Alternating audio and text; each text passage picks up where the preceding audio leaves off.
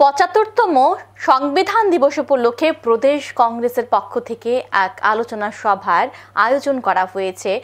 সভাটি অনুষ্ঠিত হয় স্টুডেন্ট হেলথ হোমে। সেখানে উপস্থিত ছিলেন কংগ্রেস সভাপতি আশিস কুমার সাহা, প্রদেশ কংগ্রেসের পর্যবেক্ষক ক্রিস্টোফার তিলক, বিধায়ক বীরজিৎ সিনহা, বিধায়ক সুদীপ রায় বর্মন সহ অন্যান্যরা। এদিনের আলোচনা সভায় প্রধান বক্তা হিসেবে উপস্থিত ছিলেন প্রফেসর চন্ডিতা বসু মজুমদার। এদিনের আলোচনা সভা থেকে প্রদেশ কংগ্রেস সমগ্র রাজ্য জুড়ে 60 দিন ব্যাপী সংবিধান রক্ষা অভিযান কর্মসূচির আয়োজন করবে বলেও জানিয়েছেন তিনি, এবং আমরা সরাসরি কি বক্তব্য রয়েছে বিস্তারিত আমরা দেখে নেব। ঐতিহাসিক দিন ভারতের ইতিহাসে 26 নভেম্বর 1949 সালে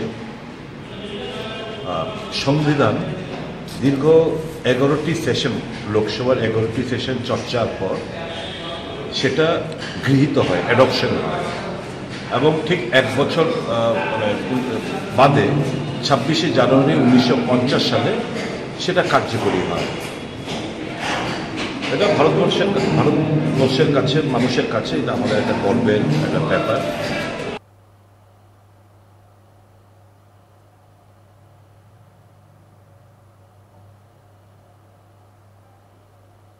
তিনি বলেছেন যে দুর্ভাগ্যের বিষয় হচ্ছে সেটাই, সংবিধান মানুষকে যে অধিকার দিয়েছে তা কিন্তু খর্ব করার চেষ্টা চলছে। তাই প্রদেশ কংগ্রেসের উদ্যোগে 60 দিন ব্যাপী সংবিধান রক্ষা অভিযান কর্মসূচি পালন করা হবে বলে তিনি জানিয়েছেন।